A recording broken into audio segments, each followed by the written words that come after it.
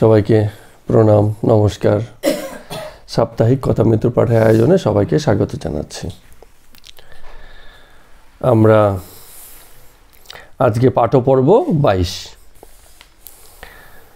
গেল দিনকে বিজয় এবং আরও কয়েকজন ভক্তবর্গ কয়েকজন এসেছিলেন বৃহস্পতিবার করে। ঠাকুরের সঙ্গে কিছু ঘনিষ্ঠ কথাবার্তা সেই সময়টায় চলছিল। তারই মাঝামাঝি জায়গাতে আমরা ছিলাম। সেখানে রামকৃষ্ণদেব ঠাকুর সংসারী গৃহীদের তাদের আচরণের জন্য টোন টিটকারি করছেন, এরকম একটা হাস্যরসাত্মক জায়গাতেও ছিল। আবার বিজয়কৃষ্ণবাবু তিনি গভীর গভীর বিষয়াশী দিয়ে ঠাকুরকে প্রশ্ন করছেন এবং তার কথাও শুনছেন, এমন বিষয়গুলো তো আছিলাম। তো এখন আমরা আজকের আলোচনায় আজকে পাঠ পড়বে প্রথমেই বিজয়কৃষ্ণবাবুর একটি প্রশ্ন দিয়ে আমরা শুরু করছি। তিনি এক জায়গাতে এসে বলছেন যে ব্রাহ্ম সমাজে কাজ করতে হয়, তাই সদা সর্বদা আসতে পারি না, সুবিধা হলে আসব। কেন বলছিলেন? কারণ ওই ঠাকুর কিছুক্ষণ আগে বলছিলেন যে তুমি মাঝে মাঝে আসবে, তোমাকে দেখতে বড় ইচ্ছা করে। ব্রাহ্ম সমাজে যেহেতু তিনি এখন বেতনভোগী আচার্য হয়েছিলেন, ফলে ওনার কিছু অসুবিধে হয়, সর্বদা এতটাও ফাঁকা থাকেন না যে সবসময় আসতে পারেন। তাই জন্য ঠাকুরের কথার পরিপ্রেক্ষিতে তিনি বললেন যে অসুবিধা তো একটু হয়, সদা সর্বদা আসতে পারি না, সুবিধা হলে নিশ্চয়ই আসব, এই কথাটা বললেন। তো কথা এই বিষয়ে আরও হচ্ছিল। শ্রী রামকৃষ্ণদেব ঠাকুর আবার এই বিষয়ে আরেকটু বললে আচার্যের কাজ বড় কঠিন, ঈশ্বরের সাক্ষাৎ আদেশ ব্যতিরেকে লোকশিক্ষা দেয়া যায় না। বলছেন যে এই যে মানে ঈশ্বরের সাক্ষাৎ আদেশ ব্যতিরেকে মানে হচ্ছে জীবনের বোধ যদি ততটাও পরিণত না হয়। এখানে সাক্ষাৎ পাওয়া মানে কি? পূর্ণ বোধপূর্ণ হওয়া বা পরিণত হওয়া। কারণ সাক্ষাৎকে ওই সাক্ষাৎ অর্থে ধরলে চলবে না যে আমি ভগবানের দেখা পেয়েছি তবে গিয়ে আমি লোক শিক্ষা দিতে শুরু করেছি, বিষয়টা তা নয়। এটা হচ্ছে পূর্ণ বোধ আর পরিণত ভাব। আমরা দুটো কথা একটু লিখে রাখলাম, তাহলে কথাটা একটু সুন্দর হলো। ঈশ্বর সাক্ষাৎ অর্থ হচ্ছে যার বোধ পূর্ণ হয়ে গেছে, যার পরিণত ভাব এসেছে, তিনি ঈশ্বরের সাক্ষাৎ পেয়েছেন। এই ধরে নিয়ে রামকৃষ্ণদেব ঠাকুর বিজয়বাবুকে এই কথাগুলো বলছেন যে যার ঈশ্বরের সাক্ষাৎ হয়নি, একেবারে পূর্ণ বোধ এবং পরিণত ভাব যার হয়নি, তার পক্ষে লোকশিক্ষা দেয়া কিন্তু খুবই কঠিন। তো বলছে যে যদি এমন না হয় তাহলে লোকে কিন্তু শুনবে না। শুনবে বটে, একটা ধর্মসভা হচ্ছে, সেখানে 100 লোক জড়ো হয়েছে, বক্তা কিছু বলছেন, আরেক বক্তাকে এসে কিছু বলছেন, নানান জনে নানান কথা বলছে, শুনে এক কান দিয়ে শুনেছে, আরেক কান দিয়ে বার করে দিয়েছে, লোক চলে এসছে বাড়িতে। তো তেমন হবে। তো যদি সত্যিকার অর্থে শুনতে চায় তাহলে কি হয়, যে বলছেন তার পূর্ণ বোধ আর পরিণত ভাবটা চরম হতে হবে, তবে গিয়ে সেটা অপর কেউ স্পর্শ করবে এবং তাদেরকে পথ দেখাবে। তো এবার একটা উদাহরণ দিয়ে বলছেন, ব্যাপারটা যেন অনেকটা এরকম। বলে আমাদের ওদেশে একটি পুকুর ছিল, নাম হচ্ছে হালদার পুকুর। তো পুকুর হলে যা হয়, যেখানে জলাশয় থাকে সেখানে মানুষ সেই জলাশয়ের জল যেমন খায়, আবার বাহ্য করতেও লোকে সেই জায়গাতেই যায়, কারণ যেখানে জল থাকবে সেখানে বাহ্য করার সুবিধা হবে। বাহ্য মানে হচ্ছে পেশাব পায়খানা করা। সেই সময় তো আর আমাদের এরকম ঘর লাগোয়া এখন যেরকম বাথরুম হয় সে সময় বিষয়গুলো তা ছিল না। দূরে বাড়ি থেকে দূরে লোকে বাহ্য করতে যেত। তো বলছে সেই হালদার পুকুরের ধারে আশেপাশে লোকে বাহ্য করে রাখতো, নোংরা করে রাখতো। তো সকালে যারা ঘাটে যেত, এখন যাওয়ার পথে দেখছে পথের ধারে কে অন্ধকার রাতে কে কখন বাহ্য করে গেছে সে অত বোধও নেই। যার বাহ্যের তাড়না আছে সে কোথায় কোনো রকমের সেরে কাটতে পারলেই বাঁচে, অত চিন্তা করে না। আর সেই সময় পরিচ্ছন্নতার বোধ নিশ্চয়ই এখনকার দিনে যেরমভাবে প্রচার পেয়ে গেছে, অতটাও ছিল না। খোলা স্থানে লোকে বাহ্য করত। তো বলছে যে লোকে বাহ্য করে রাখতো, সকালবেলা যারা ঘাটে যেত, এই যাওয়ার পথে চানে গেছে কি চান থেকে ফিরছে, যাওয়ার পথে এরকম নোংরা দেখতে হচ্ছে, ফিরে আসার পথে নোংরা দেখতে হচ্ছে, তো লোকজন কিন্তু গালাগালি করতো, কে এসে কী করছে। এখন যে বাহ্য করে গেছে সে গালিও শুনতো না, তার বাহ্য করাও থামতো না, এই একই রকম প্রক্রিয়াই চলছে দিনে দিনে। তো লোকজন বাধ্য হয়ে গিয়ে কোম্পানির কাছে নালিশ করলো। কোম্পানি মানে হচ্ছে তখন ইংরেজ আমল চলছে বলে, হ্যাঁ, কোম্পানির কাছে নালিশ করলো। তো কোম্পানির চাপরাশি এসে গেল, কোম্পানির লোক পাঠিয়ে দিয়েছে, সেই পোশাক আশাক পরে লোকজন এসে, হ্যাঁ, একটা নোটিশ টাঙিয়ে দিয়ে গেল যে এই স্থানে বাহ্য করা যাবে না। এখন যেই মুহূর্তে নোটিশ টেনে গেছে, এখন যেই বাহ্য করতে যায় সে ওই নোটিশটা দেখে, তখন কিন্তু সে একটুখানি কি হয়ে যায়, সাবধান হয়ে যায়।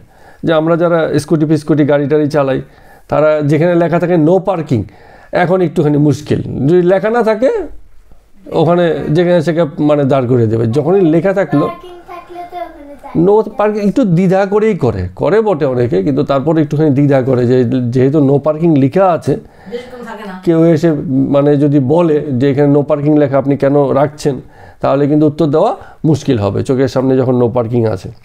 তার মানে কি, যখন একটা আদেশ হয়ে যায় তখন লোকে বাদো করে, না এই কাজ আর বেশি করা যাবে না বা এইখানে করা যাবে না, এরম বিষয়গুলো এসে যায়। তো এই যে বলছে যে নোটিশ পেয়ে গেল, এই কথাটাকে উনি বলছেন যে ঈশ্বরেরও আদেশ হয়ে যায় কখনো কখনো। এই মানে আধ্যাত্মিক জীবনের যাত্রায় সেই আদেশও এসে যায় যে এবার তুমি জগৎ হিতে জগৎ কল্যাণে কিছু করো, বলো, বা লোকজনকে সদুপদেশ দাও বা সুপরামর্শ দাও, সুপথে পরিচালনা করো। তার আগে অবধি হয় না, আগে অবধি লোকেরা করবে না তা নয়, কিন্তু তার কোনো ফল বের হয় না, ফল আসে না। বিষয়গুলো এরকম। আচ্ছা, এরপরে বলছে যে এরকম ব্যাপারগুলো ঘটে। তারপর আরেকটা উদাহরণ দিচ্ছেন, বলছেন একবার এক জমিদার মানে হচ্ছে ওই প্রজাপতি যাকে বলে আমরা, জমিদারের বিরুদ্ধে একজন খুব সাধারণ প্রজা বড় একটা মামলা ঠুকে দিল। তো এখন সবাই বলছে যে জমিদারের বিরুদ্ধে প্রজা মামলা ঠুকেছে। তো পরে দেখা গেল খোঁজখবর নিয়ে যে সে প্রজা, তার তো এত সাহস হয় না জমিদার বিরুদ্ধে মামলা ঠুকবে। তো তাকে ইন্ধন দেওয়ার জন্য আবার পিছন থেকে আরেকটা জমিদার লেগে গেছে যে ঠিক আছে, ও হয়তো আরেকজনের কাছে গিয়ে বলছে যে আমার সঙ্গে এমন অবিচার হয়েছে, বলছে ঠিক আছে চল আমি তোর পিছনে আছি, তুই মামলা ঠোক। তো ওর তো সাহস হতো না, পিছন থেকে বলবান শক্তিশালী কেউ একজন কলকাঠি নেড়ে দিচ্ছে, বুদ্ধি পরামর্শ দিচ্ছে, এই জন্য ওর সাহস হয়ে গেছে। তো বলছেন কৃষ্ণদেব ঠাকুর যে অনেক সময় যার ঈশ্বরের সাক্ষাৎ হয় না, ঈশ্বরের শক্তি পিছন থেকে এমনভাবেই কাজ করে যেন পিছনে এক জমিদার কলকাঠি নাড়ছে। তখন আর সাহসের অভাব হয় না, ভীতি থাকে না, তখন জগতের শিক্ষা দেওয়াটা সে ওরমভাবেই দিতে পারে। এই কথাটা এইভাবে বলছেন। তো এবার বিজয়কৃষ্ণবাবু বলছেন তাহলে মহাশয়, এই যে ব্রহ্ম সমাজে যেসব উপদেশাদি দেয়া হয় তাতে কি লোকের পরিত্রাণ হয় না? উনিও বলছেন, কারণ ব্রহ্ম সমাজ সে সময় খুব মানে প্রতিষ্ঠিত একটা জায়গায় ছিল, সেখান থেকে বলছেন তাহলে ব্রহ্ম সমাজে এই যে আমরা উপদেশাদি দিচ্ছি লোককে, তাতে কি লোকের কোনো রকম পরিত্রাণ হবে না? তো রামকৃষ্ণদেব ঠাকুর একেবারে এটার উত্তরে ঠিক সেই কথাটাই বলছেন, যেটাই বলা উচিত সেটা হচ্ছে যে লোকের কি সাধ্য মানুষের জীবনে সংসার বন্ধন কাটিয়ে তাকে মুক্ত করে। তোমরা ব্রাহ্ম সমাজে আছো, তোমরা ভাবছো উপদেশাদির মাধ্যমে মানুষকে মুক্ত করে দেবে। শুধু উপদেশ দিয়ে লোককে মুক্ত করা যায় না। তো একমাত্র যে মুক্ত হবে আর যে তাকে বন্ধনে রেখেছে সেই ভুবনমোহিনী মায়া, সেই ঈশ্বরই পারেন তাকে বন্ধনে রাখতে, আবার তাকে সেই বন্ধন থেকে মুক্ত করে দিতে। তার ইচ্ছা না হলে পরে যতই উপদেশ দেওয়া হোক সঠিক সময় কাজ হয় না। তার ভিতর থেকে যখন তাড়না আসবে তখনই কেবলমাত্র মুক্তির পথ খুলে যায়। তার আগ পর্যন্ত কেবল মুখে মুখেই মুক্তি কথাটুকু থাকে। এইভাবে মানে বলছেন যে ঈশ্বরের শক্তি যদি থাকে তিনিই তো বন্ধনে আটকে রাখেন, আবার তিনিই যখন সুযোগ করে দেন তখনই মুক্তির জায়গাটা চলে আসে। তো এটার এই কথাটাকে প্রতিষ্ঠিত করতে গিয়ে আরেকটা গল্প বলছেন, এবার নিজের কথা বলছেন একদিন পঞ্চবটির মানে কাজ দিয়ে জাউতলায় বাজ্যে যাচ্ছিলাম। জাউতলা মানে ওই বনের ধার, জঙ্গলের ধার। রামকৃষ্ণদেব ঠাকুর বলছেন, তো শুনতে পেলাম যে একটা কোলা ব্যাঙ খুব ডাকছে। যাওয়ার সময় শুনছেন কোলা ব্যাঙ খুব ডাকছে। তো বাহ্য টাহ্য করে যখন ফিরে আসছেন তখনও দেখছেন যে একটা কোলা ব্যাঙ খুব ডাকছে। তো ব্যাপারটাকে একটা ব্যাঙ এত ডাকছে, একটু উঁকি মেরে দেখলেন, গিয়ে দেখছেন একটু আড়ালে পুকুরের ধারে একটা মানে ডোরা সাপে একটা ব্যাঙকে ধরেছে। এখন ডোরা সাপ যেটা হয়েছে, ডোরা সাপ কী হয় মানে অত শক্তিশালী সাপ নয়, ব্যাঙ তো ধরে ফেলেছে কিন্তু সে গুলতে পারছে না, আবার ব্যাঙেরও যন্ত্রণা, ও ধরেছে আর ছাড়ছেও না। ফলে সে যাবার সময় শুনলো সেই কোলা ব্যাঙ খুব ডাকছে, আবার আসার সময় দেখছে কোলা ব্যাঙ খুব ডাকছে, মানে কেউ কাউকে ছাড়তে পারছে না। বলছে কিন্তু যদি এটা জাত সাপ হতো, হ্যাঁ ওই যে ব্যাঙ ধরেছে জাত সাপ মানে কি বিষ আছে, বিষাক্ত সাপ, ও 3 বার ডাকবে কোলা ব্যাঙ, তারপরেই বিষের কামড়ে নিস্তেজ, মানে কাজ হয়ে গেছে। এবার জাত সাপেরও আর অত তাড়া নেই, ব্যাঙ তো মরে গেছে, এবার ধীরে সুস্থে গিললেই হয়। আর ব্যাঙেরও অত যন্ত্রণা নেই, এতক্ষণ ধরে কোকো করে ডাকার কোনো মানে প্রয়োজন পড়ছে না। এখন ডোরা সাপে ধরলে পরেই কিন্তু মুশকিল। তো বলছে জীবনে এই যে মানে বিজয় বাবুকেই খানিকটা যেন তার অবস্থা স্মরণ করিয়ে দিতে বলছেন যে যদি সদ্গুরু হয় তাহলে জীবের অহংকার 3 ডাকেই গুছে যায়। যদি সদ্গুরুর এসে যায়, সদ্গুরুর এক ধমকে, এক ছোঁয়ায়, এক পরামর্শে, এক বুদ্ধিতে, হ্যাঁ সদ্গুরু যে পথ দেখিয়ে দেবেন, তাতেই মানে খুব দ্রুতই ব্যক্তির যে অহংকার আছে সেই অহংকার 3 ডাকেই গুছে যায়, খুব দ্রুতই সে শান্ত হতে থাকে। আর যদি গুরু কাঁচা হয় তাহলে শিষ্যেরও সেই একই রকম যন্ত্রণা। হ্যাঁ ও সব জগতের বিষয় আশয় নিয়ে ইয়ের কাছে যাবে, গুরুর কাছে যাবে, গুরুও যেসব পরামর্শ দিবে তার জগতের বিষয়ে আরও বেশি জড়িয়েই রাখবে। ফলে না শিষ্যের মুক্তি হবে, না গুরুর কখনো শান্তি হবে। কারণ সেই গুরুর কাছে তেমন ভক্তই বের করবে বেশি যারা এই জগতের বিষয়ে বেশি জড়িয়ে আছে। ফলে গুরুর মুক্তি নেই। কেন মুক্তি নেই? কারণ গুরু শিষ্যকে স্বনির্ভর বানাতে পারবে না। গুরু শিষ্যকে এমন করে রাখবে যেন প্রতিনিয়তই গুরুর কাছে ভিড় লেগে থাকে, আমাদের ডাক্তারদের মতো। এমন ট্রিটমেন্ট করবে যেন আপাতত সুস্থ হোক, কিন্তু পরে যেন আবার অসুখে বিসুখে আবার আসতে পারে। হ্যাঁ কিন্তু ভালো ডাক্তার কি, ভালো ডাক্তার এমন সমাধান দিয়ে দেবে, ওই যে একবার সুস্থ করে দিল ওই অসুখে আর সারা জীবনেও পড়লো না। আপনারা অনেকের অভিজ্ঞতা আছে, দেখবেন কোনো রোগ একজন ডাক্তারে গিয়েছে, সামান্য ওষুধে যে একবার গিয়েছে আর কখনো সেই রোগ ফিরে আসেনি। আর অন্যান্য সাধারণ ডাক্তারদের কাছে তো রোগ যায়, আবার ফিরে যাও, আবার যাও, লিখেও দেয় অনেক সময় 15 ভিজিট আফটার 15 ডেজ, 15 দিন পরে আবার দেখা করুন। এরকম মানে যেন বারেই আসতে থাকে। তো যে গুরুর কাছে এরকম ভিড় লেগে থাকে, সেই গুরু চায় সবসময় তার কাছে এরকম ভিড় থাকুক, লোকে যন্ত্রণায় থাকুক। হ্যাঁ সে পরামর্শ এমন দেয়, হ্যাঁ ক্ষণিকের মুক্তি হয়, কিন্তু বারেই যেন তাকে গুরুর কাছে যেতে হয় সেই ব্যবস্থাও করে দেন। আর যে প্রকৃত গুরু কিছুদিন পরেই বলবে আর দরকার নেই, যা উপদেশ দেওয়া হয়ে গেছে, এবার তুমি নিজের পথে এগো। সে মুক্ত করে দেয়, শিষ্যকে মুক্ত করে দেয়। শিষ্যের মুক্তিই তো লক্ষ্য।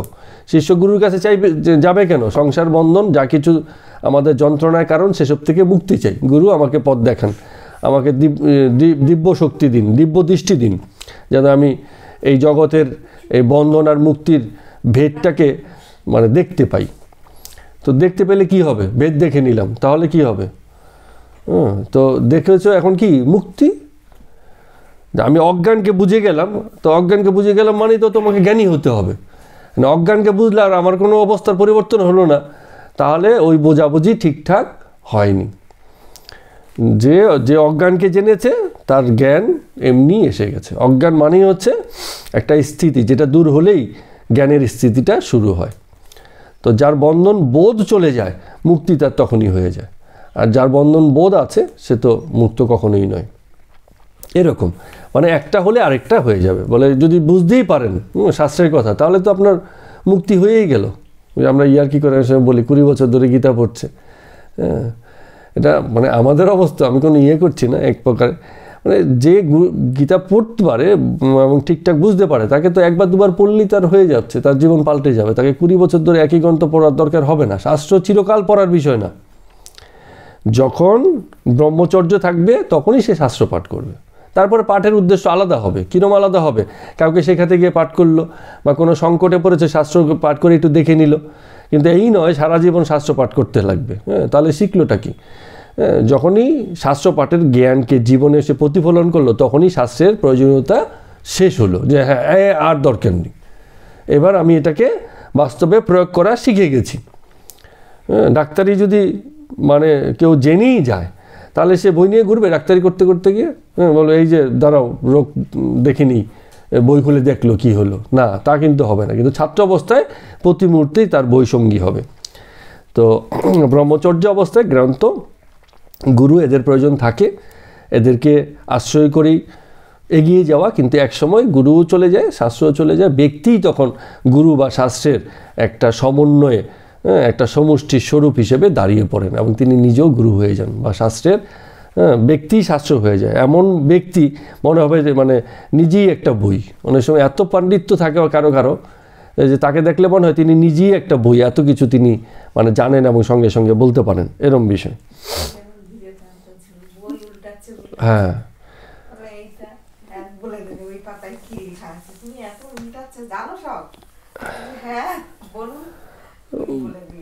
ওনার মেধা উচ্চ পর্যায়ের ছিল, যে কারণে এইসব বিষয়গুলো আমরা শুনতে পাই। এগুলো সকলের পক্ষে সম্ভব নয়। হ্যাঁ, তো আমাদেরকে ওই অধ্যয়ন করে মুখস্থ করে তবেই আগে এগোতে হয়। বিষয়গুলো এরকম। যাই হোক, তাহলে এই যে কথাগুলো বলছেন, কাকে বলছেন? বিজয়কে। আপাতদৃষ্টিতে চতুর্থ কোনো ব্যক্তি বা তৃতীয় কোনো ব্যক্তি যদি সেখানে থাকে তাহলে মনে হবে যেন বিজয়কে হেটা করছেন। হেটা করা মানে কি? একটু ছোট করে দেখানো। কিন্তু এই যে কথাগুলো বলছেন বিজয়ের প্রতি অসম্ভব ভালোবাসা আর প্রেমের কারণেই বলছেন। কারণ প্রকৃত গুরু সবসময় তার শিষ্যকে সজাগ করে দেয় যে তুমি যে এই যে কাজগুলো করছো এইসব জায়গাতে এই বিষয়গুলোতে একটু সজাগ থাকার দরকার আছে। ভালোবাসেন, বলছেন তো তুমি মাঝে মাঝে আসবে, তোমাকে দেখতে বড় ইচ্ছা হয়। তার ভিতরে যে ভক্তি ভাবের যে একটা প্রবাহ চলছে সেটাকে রামকৃষ্ণদেব ঠাকুর শনাক্ত করেছেন, বুঝেছেন যে তার ভিতরে আছে, এই জন্য একটু একটু করে সতর্ক করছেন, একটু ধমকেও দিচ্ছেন যে হ্যাঁ ওই যে তুমি আচার্য হয়ে গেছো এই মোহতেই পড়ে যেও না, তোমারও মুক্তির দরকার, তোমারও সেই পরিণত ভাবের দরকার। সেই ভাবটা না হলে তুমি কেবল আচার্যি এতে যথেষ্ট হবে না, এই কথাটা বলছেন। ওই যে মানে ব্যাপারটা যেন একটা এরকম নাইদে এসে বেন্ডি বৃক্ষের মতো এমন যেন না হয়ে যাও, যেখানে কোনো গাছ নেই, বেন্ডি গাছ যা মরমর করে ভেঙে যায়, তাকেই লোকে বৃক্ষ ভাবে। কেন ভাবে? কারণ সেখানে তো আর অন্য কোনো গাছ নেই। মরুভূমিতে একটা ছোট গাছ মানেই এটা বড় গাছ, আর তো কোনো গাছই নেই। আমরা বনে গেলে এটাকে বড় গাছ মেনেছি, তো একটু এগিয়ে দেখছি আরও বড় গাছ। যেখানে যত গভীর বনে যাচ্ছে তত বড় বড় বড় বড় গাছ দেখছি, বড় গাছের কোনো অভাব নেই।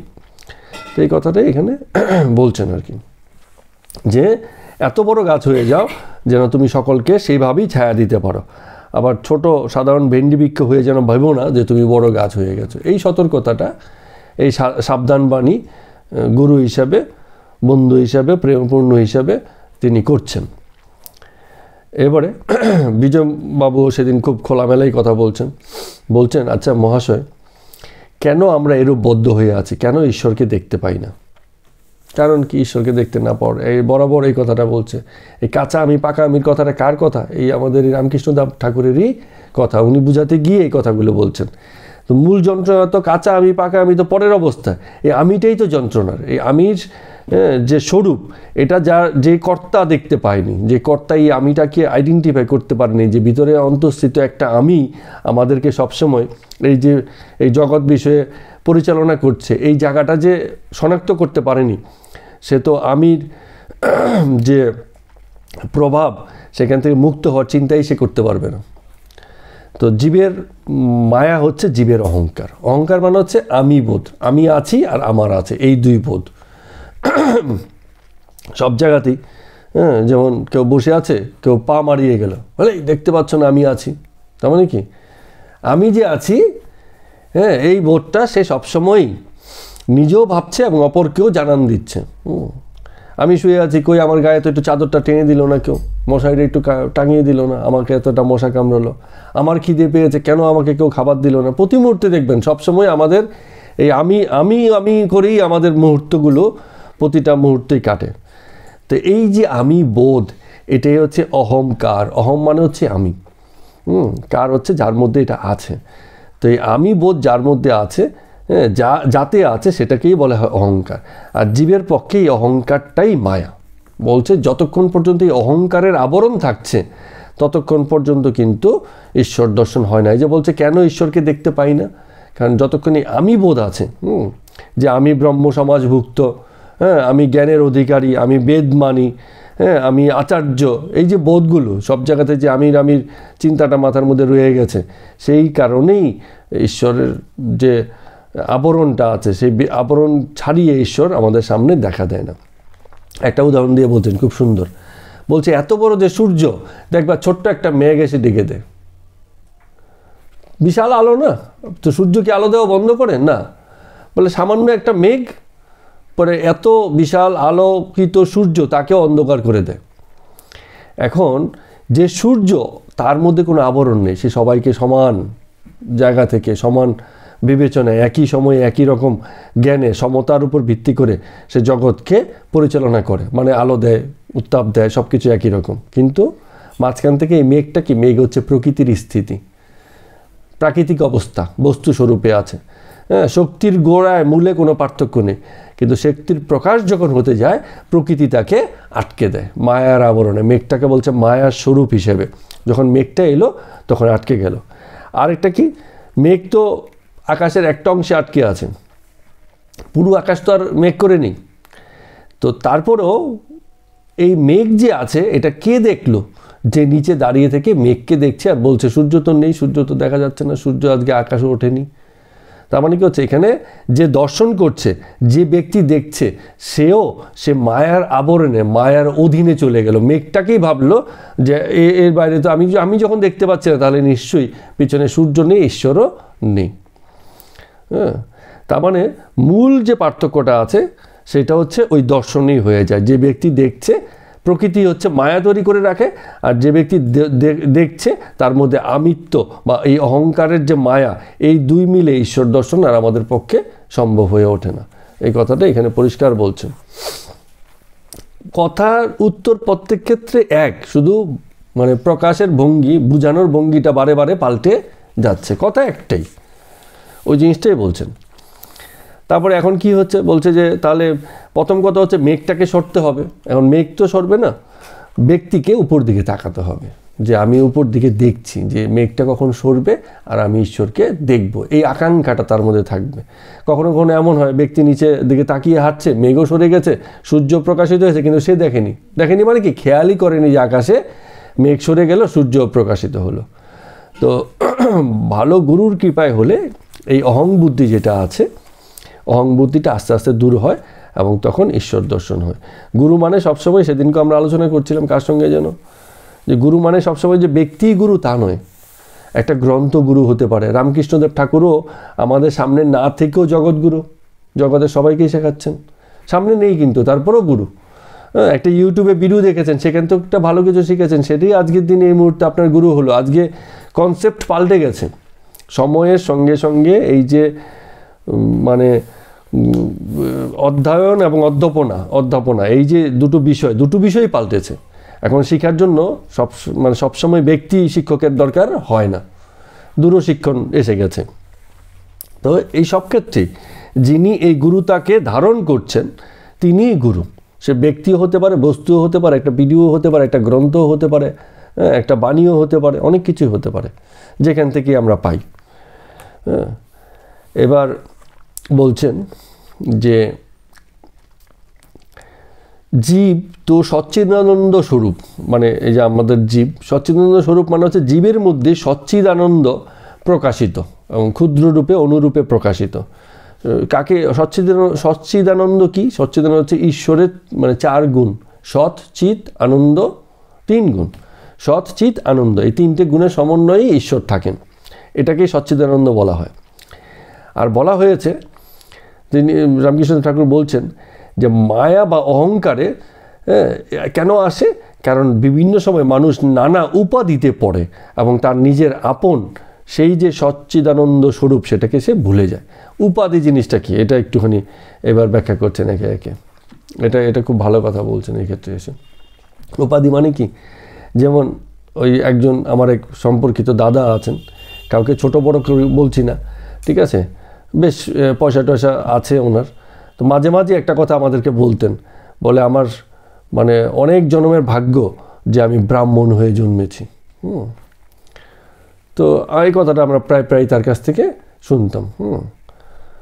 তো মানে ব্রাহ্মণ বংশে জন্মেছেন এটাকেই উনি অনেক ভাগ্য মনে করেন, ঠিক আছে। কিন্তু সময়ের স্রোতে বিষয়গুলো আজকে অনেক পাল্টে গেছে না, মানে ব্রাহ্মণত্ব শুধু বংশে জন্মানোতে হয় না, ঠিক আছে। এই বিষয়গুলো, এই যে কনসেপ্টটা, এই কনসেপ্টটাতে নেই। তার মানে নেই বলেই তো উনি এই কথাটা বলছেন যে এখানে ব্রাহ্মণ হয়ে জন্মানোটাই ওনার কাছে বিশাল একটা বড় ব্যাপার মনে হচ্ছে। এখানে ব্রহ্মত্ব অর্জনের কোনো বিষয় তার কাছে নেই। যদি থাকতো তাহলে তিনি এটাও বলতেন, আমি যেখানে যে বংশে জন্মেছি, অথবা এইটা বলতেন যে ব্রাহ্মণ হয়ে জন্মেও আমি ব্রাহ্মণত্ব পাইনি, এর থেকে বড় মানে দুর্ভাগ্য আমার আর নেই। এই কথাটা হয়তো মানে আরও বেশি ভালো কথা হতো, যে ব্রাহ্মণের জন্ম পেয়েছি, জীবন পেয়েছি, কিন্তু ওইটা পাইনি বলে আমার কী হচ্ছে, জীবনটাই প্রায় বৃথা হয়ে গেল। কিন্তু ওনার সেই বুদ্ধি নেই, ওনার হচ্ছে যে ব্রাহ্মণ হয়েছি এতেই মানে ভাবছেন যে বিশাল ভাগ্যের ব্যাপার দাঁড়িয়ে গেছে। তাহলে এই যে ব্রাহ্মণত্ব, ব্রাহ্মণ হয়েছেন, এই যে বোধটা, এটা হচ্ছে উপাধি বোধ বলে। এই উপাধিতে মানুষকে সব মানে এটা খুব ভালো পয়েন্টে এসছেন আর কি। হ্যাঁ, বলছে উপাধিতে মানুষকে একেবারে পুরো আটকে দিয়েছে। সবাই ভাবছে যে আমি এই, আমি সেই। হ্যাঁ, যেমন এই সে অনেকে তো নামের সঙ্গে এই উপাধি পুরো জুড়েই দেয়। হ্যাঁ, যেমন সই করে ডাক্তার এই। হ্যাঁ, আরে ডক্টর তো একটা উপাধি, নাম তো নাম তো একেবারে নগ্ন নাম হবে, তার সঙ্গে আবার এই উপাধি কি? হ্যাঁ, এগুলো কি? তো এগুলোতেই মানুষ কি হচ্ছে, জন্মগ্রহণ করে বলেই ব্রাহ্মণ, মেন কথাটা দ্বিজ থেকে ব্রাহ্মণ এসছে। এখানে তো অহংয়ের ব্যাপার নেই, যে যেখানে জন্মগ্রহণ করতেই পারে। ব্রহ্মত্ব অর্থাৎ ব্রহ্মকে যে চেনে না, ব্রহ্ম জ্ঞান যার নেই, সে ব্রাহ্মণ হতেই পারে না। সে জন্মালে কি হবে?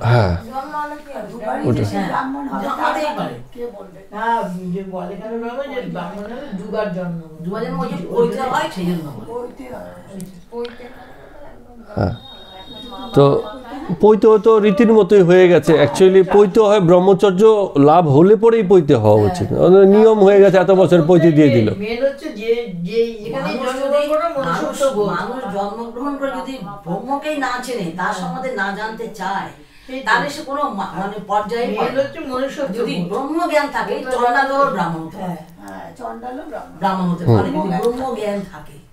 ঠিক। এবার দেখুন ওই যে সে উপাধির বিষয়ে আরও বলছেন।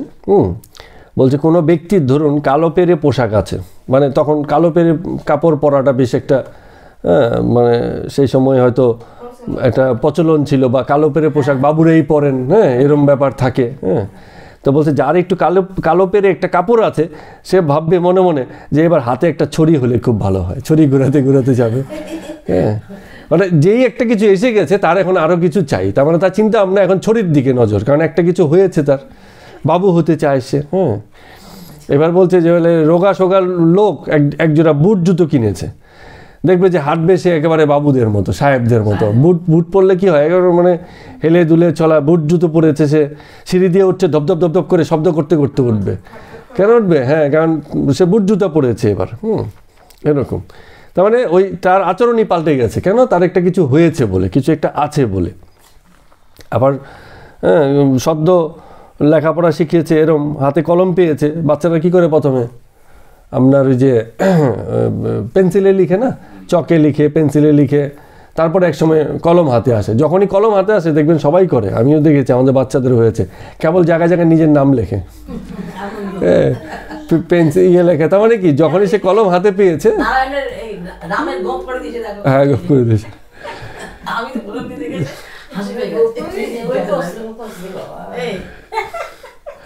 তো তার মানে কি, যখনই হাতে কলম এসে গেল, তার এটা একটা উপাধি, একটা ক্ষমতা, একটা জিনিস হয়েছে তার। এইবার সে এটাকে বিভিন্ন রকম ব্যবহার করতে চাইবে। তো এগুলো হচ্ছে মানে উপাধি। বলছে কারো যদি খানিক কিছু পয়সা হয়ে যায়, মানে তখন সে নানা কথায় প্রসঙ্গে প্রসঙ্গে, হ্যাঁ, সেই কথাগুলো জিজ্ঞেস করে। সেই যে এক ভদ্রলোক সোনার দাঁত বাঁধিয়েছে, কেবলই ওই দিক দিয়েই হাসলে কেবল ওইটুকুই শুধু খোলে, ওই যাতে দেখা যায় সোনার দাঁত বাঁধানো হয়েছে। তো তার মানে কি, উপাধিগুলো খুব জীবনের হ্যাঁ। তো বিষয়গুলো এরকমই, আমরা আমাদের প্রত্যেকেরই এই জীবনের এই ধাপগুলো, এই পর্যায়গুলো আমরা পার করেছি, যেখানে কিছু হওয়ার জন্য আমাদের আনন্দ এবং তার একটা প্রদর্শনী আমরা সবাই করতে চেয়েছি। কিছু একটা হয়েছে বলে ওই জিনিসটা দেখাতেও বেশি চেয়েছি, এরকম। তো এবার আরেকটা উদাহরণ বলছেন, বলে আমাদের এখানে একজন ব্রাহ্মণ আসা যাওয়া করতো আগে। তো সে খুব বাইরে বাইরে খুব বিনয়ী ছিল, দেখা মানে এসে খুব বিনয়ের সঙ্গে কথা বলতো। তো একদিন কিছুদিন পরে আমরা কন্যাগড়ে গেছিলাম, সঙ্গে হৃদয় ছিল। তো নৌকা থেকে যেই নামছি দেখছি যে ব্রাহ্মণ সেই গঙ্গার ধারে বসে আছেন। তো আমাদের এখানে আসতো, অনেক সময় খুব ভালো ব্যবহার ট্যাবহার করতো। তো আমরা যেই তার পাড়াতে তার এলাকাতে ওই গঙ্গার ঘাট থেকে নামছি, ঠিক আছে, সে তো ব্রাহ্মণ ওখানে বসে আছে। সে আমাদের দেখে বলছে, এ ঠাকুর কি খবর, কেমন আছো তুমি? এরকম একটা তাচ্ছিল্য ভাব যেন তার গলার স্বরের মধ্যে মানে তারা শুনতে পেলেন। তখন মাঝখানে অনেকদিন আসেওনি, তখন রামকৃষ্ণ ঠাকুর বলছেন, ওরে হৃদয়, হৃদয় ওই লোকটার সম্প্রতি খুব টাকা হয়েছে, না হলে শর্টটা এরম করে পাল্টে যেত না। আগে তো এসে খুব বিনয় বিনয় ভাবটা ছিল, কিন্তু পরে দেখা গেছে যে এখন ওই ঠাকুর কেমন আছো, ঠিক আছে সব, আছে না একটু মানে হোমরা চোমরা ভাব এসে যায় অনেক সময়, যা টাকা হয় সে হাত দেখায় করে, মানে নেতা ভাব এসে যায় আর কি অনেকটা। তো বলছে যে ওই টাকা হয়েছে যেই জন্য আজকে এরম করে লেগে গেছে। কারণ কি, যখন ব্যক্তি কিছু প্রকাশ করতে চায় আর যখন সেই সম্মানটা অপরের কাছ থেকে পায় না, তখনই তার অহংকারে লেগে যায়, বলে এই আমি এই হয়েছে, আমাকে এই হলো না, আমাকে এই করা হলো না, আমাকে এই বললো না, বা আমাকে বসতে দিল না, জিজ্ঞেস করলো না আগে থেকে। কারো কারো তো অহংকার সাংঘাতিক। কারো বাড়িতে গেছে, বাড়ি থেকে বেরিয়ে হাজারো দোষ ধরতে শুরু করবে। বলে আমি গিয়েছি, কখনো যাই নাকি এইসব বাড়িতে, কখনো পা রাখি, আমাকে এই করলো না, সে বললো না। মানে সঙ্গের লোক তো পুরো অবাক হয়ে গেল, বলে সবই তো ঠিক ছিল, আপনি কোথা থেকে এগুলো পাচ্ছেন? কিন্তু কারণ কি, কারণ হচ্ছে তার অহংকারে লেগেছে, পাশের ব্যক্তির লাগেনি। সে বলছে ঠিকই তো আছে, বাড়িতে গেছি, বসিয়েছে, স্বাভাবিক কথাবার্তা হয়েছে, জল সন্দেশ খাইয়েছে, ঠিক আছে, আস্তে আস্তে চলে গেল। বিকেলবেলা গেছি, এখন কে দুপুরের খাবারের কথা বলবে? তো বলবে তো না। বলছে খেতে বললো না, আমি কি না খেয়ে গেছি নাকি, খেয়েই তো যাবো, বলতে তো পারতো। তার মানে কি, তার অহংকারে লাগছে, নিজেই সব বলছে। তার মানে অহংকারে খুব লাগছে যে আমাকে এই করেনি বিষয়গুলো। আগের দিনে এইসব বিষয়গুলো ছিল। আগে তো নেমন্তন্ন করতে গেলে ঠিকঠাক মতো নেমন্তন্ন না করলে লোকের খুব সমালোচনা হয়ে যেত, ওই নেমন্তন্নতে যেতই না। এখন লোকে পাল্টেছে, আর বলে যে সেই আন্দাজও নেই, আগের দিনের মতো এত রীতি আন্দাজ এসব নেই। আমার তো মনে আছে, হ্যাঁ আমার তো এও মনে আছে, এই ছোটোবেলাতে তখন আমরা কত 10-12 বছর আছে এরকম, তো আমরা বাড়িতে আরও ছেলেপুলের সাথে দৌড়দৌড়ি করছিলাম। দৌড়দৌড়ি করতে গিয়ে একজনের মানে হাঁটতে গিয়ে কারো একজনের জুতো পায়ে লেগে দূরে সরে গেছে। সেই ভদ্রলোক কি রেগে গেছে, মানে বয়স্ক লোক আর কি, যে আমার জুতো মানে পা লেগে গেছে, জুতোটা আনিয়ে ওই জুতোকে প্রণাম করিয়ে তবে মুক্তি, যাও এবার।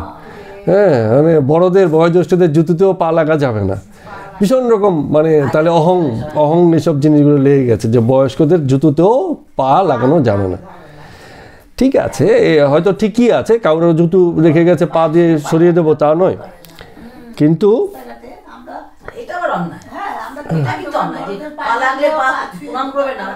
আমি যদি মনে করি সব মানুষের মধ্যে কৃষ্ণ বাস করেন, ভগবান আছেন, তাহলে যে কোনো মানুষের গায়ে পা লাগলে তাকে অন্তত নমস্কার, ছোট হলেও একটা কপালে হাত উঠে যায় অটোমেটিক্যালি, কিন্তু যাদের মনে অহংকার তাদের ওঠে না।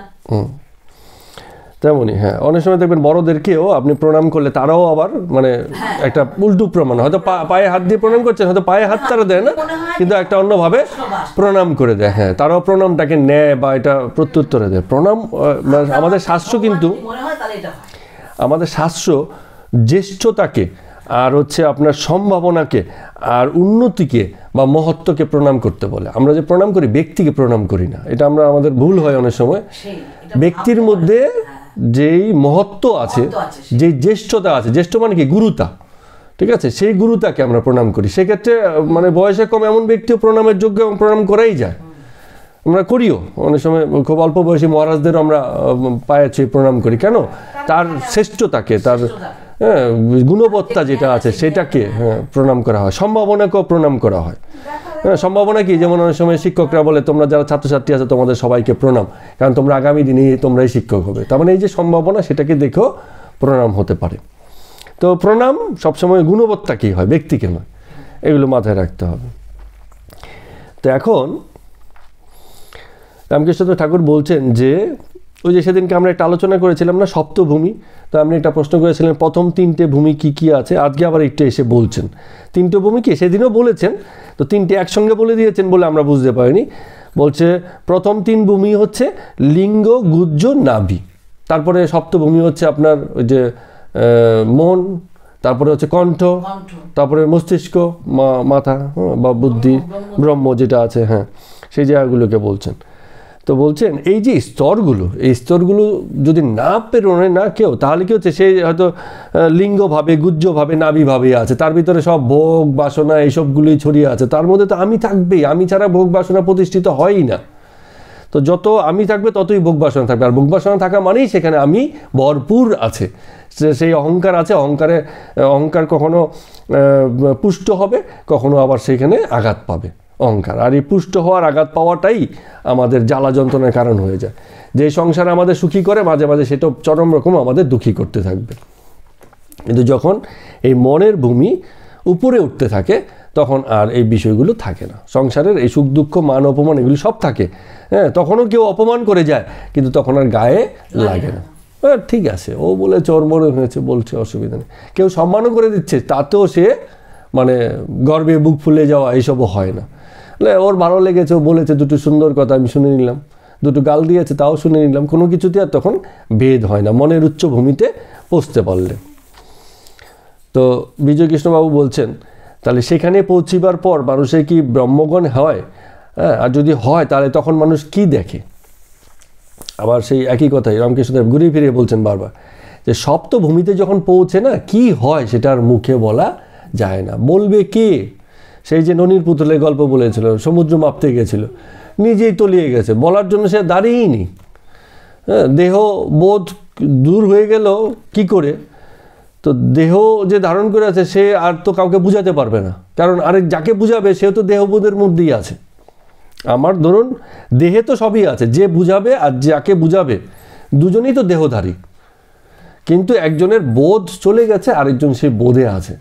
এখন বোধ চলে গেলে কেমন হয় সেটা যতক্ষণ দেহবোধে আছে তাকে আর বোঝানো যাবে না। কি করে বুঝাবে? হ্যাঁ, বলে আমিত্বের বিলোপ ঘটেছে, বলে আমাকে বুঝান কিভাবে হলো? তো কী করে বুঝাবে? তোমার বিলোপ হলেই তো তুমি বুঝবে যে তোমার বিলোপ হলো, এছাড়া তো এমন কিছু নয় যে আমি তোমাকে দেখিয়ে দিলাম যে এইভাবে আমিত্বের বিলোপ হয়। আমরা ঘটনা বলে বিভিন্ন রকম ঘটনার মধ্য দিয়ে বোঝানোর চেষ্টা করি মাত্র, কিন্তু ততক্ষণ পর্যন্ত বোধ আসবে না, ওই যে বোধে বোধপূর্ণ হবে না যতক্ষণ পর্যন্ত ব্যক্তি সেই জায়গাতে না পৌঁছছে। তো এবার বলছেন যে আমি মানেই হচ্ছে এই যে কামিনী কাঞ্চন সংসার ভোগ। তো সেই আমিটা বড্ড খারাপ আমি, সেই আমিটা তোমাকে জ্বালা দেবে, যন্ত্রণা দেবে, এই করবে সেই করবে, নানান কিছু। এই আমিটাকে আবার কি করতে হয়? কনভার্ট করে দিতে হয়। সপ্তভূমির উপর দিকে চলে গেলে পাকা আমি হয়ে যায়। আমিটা একবারে যায় না, কিন্তু তখন পাকা আমি হয়ে যায়। তো বলছে যেন ব্যাপারটা এরকম, জলের উপর একটা লাঠি ফেলে দিলাম। এটা আপনারা পুকুরে তো দেখবেন, গ্রামীণ পুকুরে দেখবেন কি কচুরি পানাতে পুরো মানে সব জায়গায় ভরে গেছে। তো জল ব্যবহার করবে কিভাবে? কিছু লাঠি ফেলে কিছু জায়গাটাকে বেঁধে দেয়, তাতে কচুরি পানাটা এই জায়গাতে আসে না। তাহলে পুকুর তো সেই একটাই, কোথাও একটু খোলা আছে, কোথাও একটু কচুরি পানাতে ঢাকা আছে, কিন্তু আমাদের কাছে তখন ভাগ হয়ে যায়, কারণ কি আমরা এটা ভাগ করে ফেলেছি। তো একটা বাঁশ ফেলে দিও, জল কেমন হয়? দুটো ভাগ হয়েছে, এই পাশে একটা ভাগ, এই পাশে একটা ভাগ, থোড়াই ভাগ হয়েছে। বাঁশটা এই অহংকার মাত্র। তার মানে তুমি যেটাকে অহংকার বলছো তার মূলত কোনো অস্তিত্ব নেই, কিন্তু তোমার কাছে আছে যতক্ষণ তুমি এটাকে দেখছো, ভাগ করে রেখেছো। অহংকার মানে ভাগ। তো এই যে বলছে অহংকারই এই লাঠিটা, লাঠি তুলে নাও, দেখবে সব জল এক, আর কোনো ভাগ সেখানে নেই। অহংকারটাকে কাটিয়ে দাও, দেখবে এত কিছু আর কিছু কোনো কিছুই থাকে না। তো এইবার একটা বলছে দেখবে কখনো এমন হয় যে পয়সাওয়ালা লোকের ঘরে চুরি হয়েছে, 10 টাকা চুরি করেছে, চোর ধরাও পড়েছে। এখন যে গৃহস্থ যার ঘরে চুরি হয়েছে, পয়সাওয়ালা গৃহস্থ, সে কী করবে? চোরের কাছ থেকে প্রথমে টাকাটা নেবে, তারপরে কিন্তু ছেড়ে দেবে না, তারপর তাকে মারতে শুরু করবে, একদম ইচ্ছে মতো মানে মারবে। 10 জনকে ডাকবে, বলবে এই দেখ আমার বাড়িতে চুরি করেছে, ওর সাহসটা কত।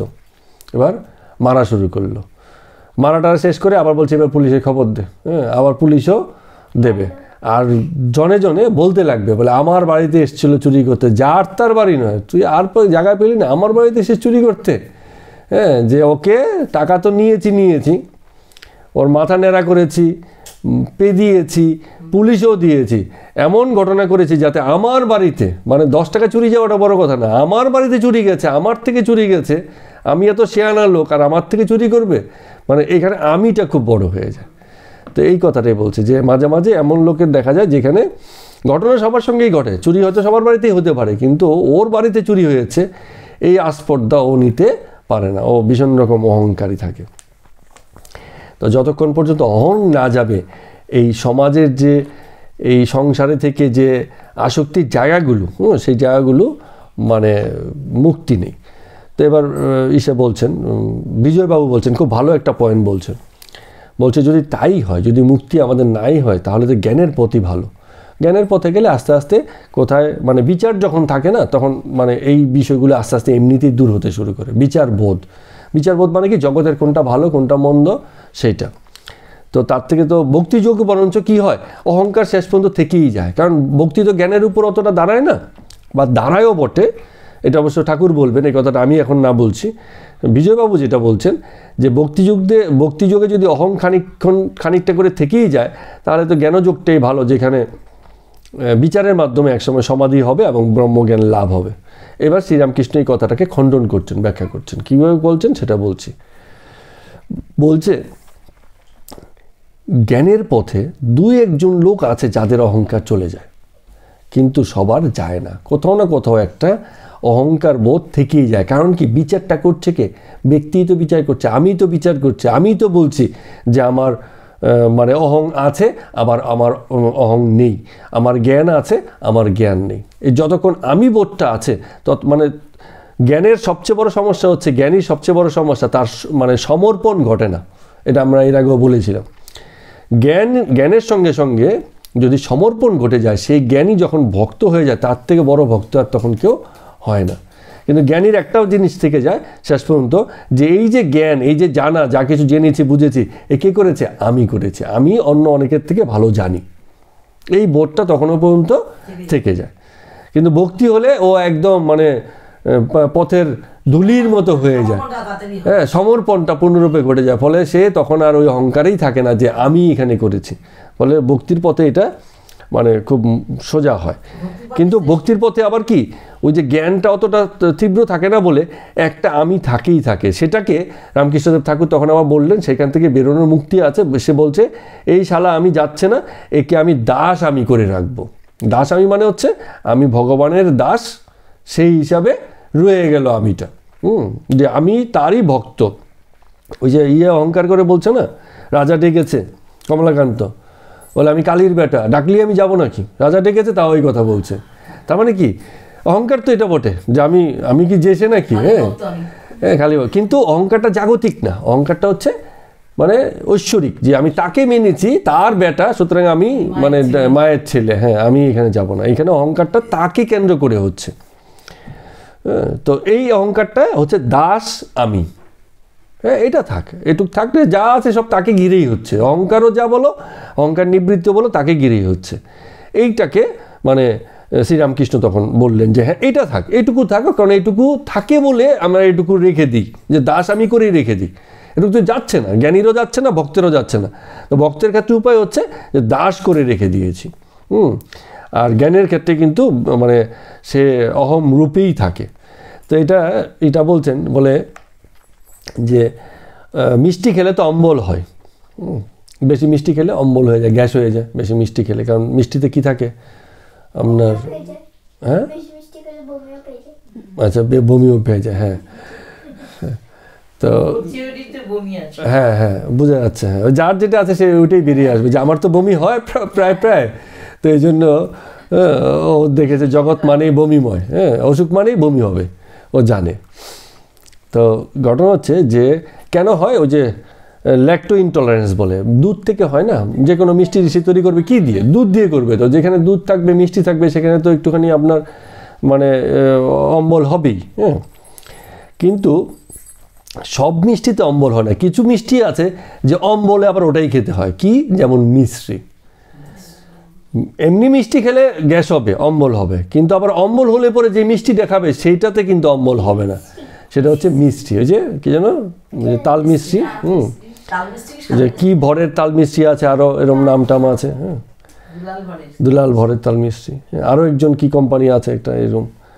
তো এই মিষ্টিতে কিন্তু এটা মিষ্টি, কিন্তু এটা খেলে কিন্তু অম্বল হবে না, এটা বরঞ্চ অম্বল থেকে মুক্তি দেবে। তাহলে ওই কথাটাই বলছে যে সব মিষ্টি কিন্তু এটা, কিছু মিষ্টি আছে যেটা গ্যাস করবে, আবার ওই গ্যাসটাকে দূর করার জন্য আরেক রকম মিষ্টি খেতে হয়। এই মিষ্টিটা হচ্ছে দাস আমি, যেটা খেলে পরে এইটা থেকে মুক্তি হয়, এরমভাবে বলছেন। কিন্তু জ্ঞানযোগটা ভারী কঠিন হয়ে যায়, হ্যাঁ, 2-4 জন হয়তো সে পথে এগোতে পারে, কিন্তু বাকিদের জন্য খুব মুশকিল হয়ে যায়, কারণ তখনও পর্যন্ত দেহাত্ম বুদ্ধিটা যায় না। কলিযুগ মানে হচ্ছে অন্নগত প্রাণ, এখানে ভালো খাওয়া পরা থাকা পোশাক আশাক বাহ্যিক যত আড়ম্বর আছে এগুলো থাকবেই থাকবে, হ্যাঁ, এগুলো থেকে মুক্তি নেই। তো ফলে ওই বিষয়টা রয়ে যায়।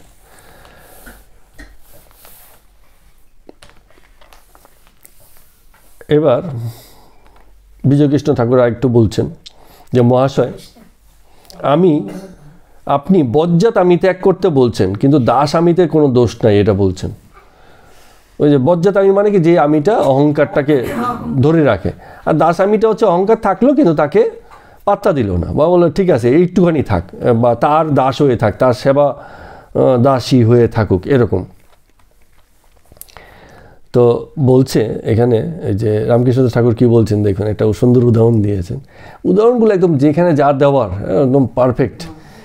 হ্যাঁ, বলছে পরশমণি ছোঁয়ার পরে যে লোহার যে তরবারি আছে, তরবারি মানে তরোয়াল, হ্যাঁ ঠিক আছে, লোহার যে তরবারি আছে পরশমণি ছোঁয়ার পরে সেটা সোনা হয়ে গেছে, সোয়া লেগেছে সোনা হয়েছে, মানে গল্পের কথা বলছে, পরশমণি ছুঁয়েছে, পরশমণিতে যা ছোবে তাই সোনা হয়ে যাবে। তো সেই সোনাটা মানে তরবারি কিন্তু সোনা হয়ে গেছে। এখন সোনার তরবারি দিয়ে কিন্তু তখন হিংসার কাজ হয় না, তখন এটা শোপিস। আমরা যে ছুরি করি, হ্যাঁ, যেমন আমরা সোনার ছুরি যদি করি, সেই দিয়ে কি মানুষ সবজি কাটবে? সেটাকে শোপিস করে সুন্দর করে রেখে দেবে, বলে এটা শোপিস হয়ে গেছে, এটা দিয়ে তখন আর কোনো ওই মার্কাটারি কাজ হবে না। ওই যত মার্কাটারি কাজ সব সেই লোহার দিয়ে হবে। তো অহংকারটা যখন মানে লোহার মতো থাকে, এটা দ্বারা হিংসা হয়, হিংসা হয়ে যায়। কিন্তু যখনই সোনা হয়ে গেল তখন এটা মানে সৌন্দর্যের উপাদান হয়ে গেল, তখন কিন্তু সেই হিংসার কাজটা করে না, শোপিস হয়ে গেল।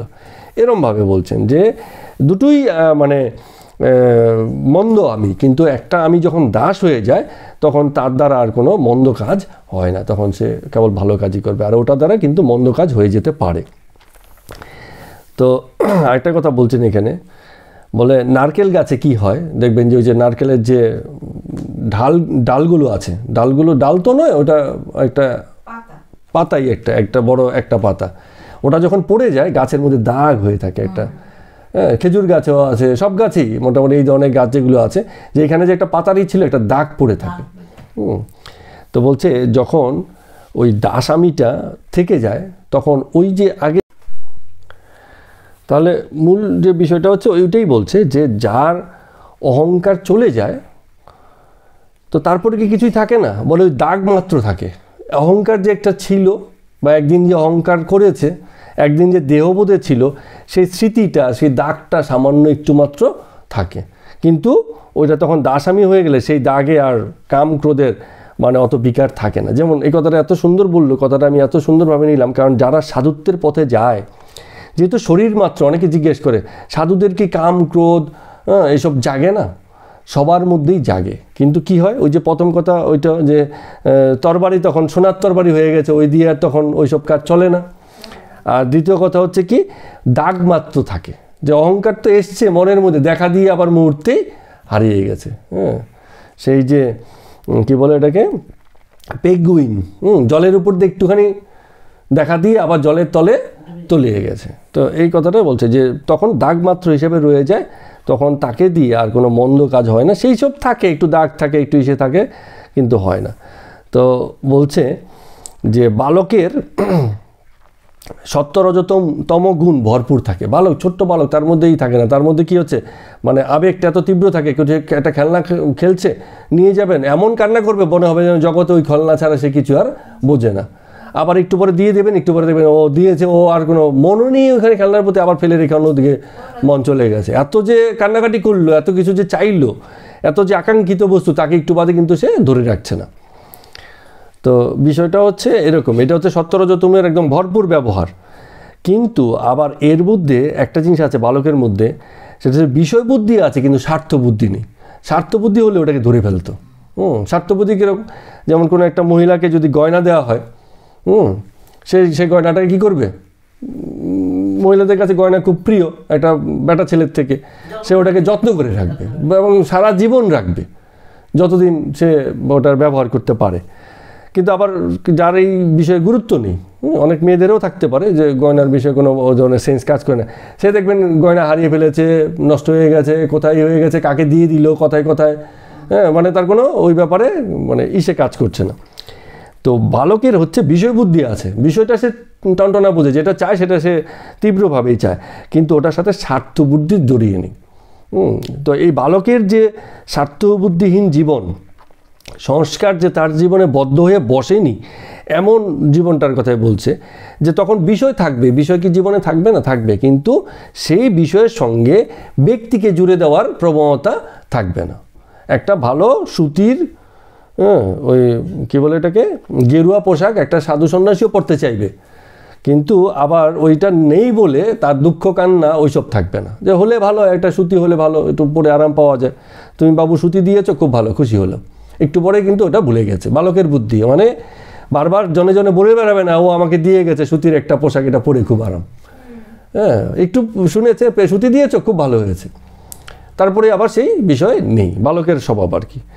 তো বলছে যারা এই কাঁচা আমিকে দূর করে পাকা আমিতে চলে যায়, তাদের কি আমি একেবারেই থাকে না, থাকে আমিটা, কিন্তু সেই একটু সামান্য দাগ হয়ে, কি পরশমণির ছোঁয়ায় সোনার তরবারির মতো হয়ে, কি বালকের বুদ্ধিরূপ হয়ে, এখন ভালো লাগলো বললে ঠিক আছে, খুশি হলো, একটু বাদে মনে নেই, এরমভাবে বলছে। তো আমিটাকে সেই জায়গা থেকে যদি আমরা ঠাঁই দিতে পারি জীবনে, তবে সেই আমিটাই পাকা আমি, যে আমিটা আমাদেরকে ডিস্টার্ব করে না, যে আমিটার জন্য আমাদের বিব্রত হতে হয় না, সংসার যাত্রা কঠিন মনে হয় না, মনে হয় যেন জীবন খুব সুন্দর, জগৎও খুব সুন্দর, যেখানে আছি খুব ভালো আছি, এই যে বোধ, এই বোধটা তখন আসে যদি পাকা আমি জীবনে প্রতিষ্ঠিত হয়। তো আজকের মতো কথামৃত পাঠ আমরা এখানেই শেষ করছি। সবাইকে প্রণাম এবং নমস্কার।